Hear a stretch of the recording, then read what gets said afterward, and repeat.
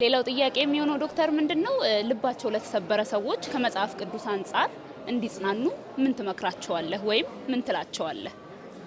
ታውቂያለሽ መጽሐፍ ቅዱስ ሲናገር በመዝሙር 34 ቁጥር 18 ላይ እግዚአብሔር ልባቸው ለተሰበረ ቅርብ ነው፣ መንፈሳቸውም የተሰበረውንም ያድናል ይላል።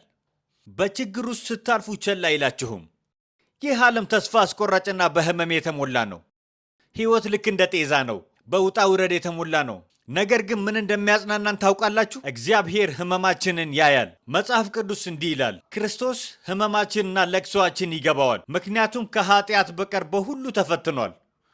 ሮሜ ምዕራፍ 8 ቁጥር 28 ላይ እንዲህ ይላል፣ እግዚአብሔር ለሚወዱት እንደ ሐሳቡም ለተጠሩት ነገር ሁሉ ለበጎ እንዲደረግ እናውቃለን ይላል። በሌላ ስፍራ ላይ ደግሞ መዝሙር 46 ቁጥር 1 ላይ እንዲህ ይላል፣ አምላካችን መጠጊያችንና ኃይላችን፣ ባገኘን በታላቅ መከራም ረዳታችን ነው። ስለዚህ በደከማችሁ ጊዜ የተተዋችሁ መስሎ ሲሰማችሁ፣ በሰዎች ስትተቹ፣ ስትናቁ ፈጽሞ የማይተዋችሁና የማይጥላችሁ አንድ አምላክ እንዳለ ማወቅ አለባችሁ። በደከማችሁ ጊዜ እንኳን አብሯችሁ አለ። እግዚአብሔር የተሰበረ ልባችሁን ይጠግናል እና መጽናናት ይሆንላችኋል።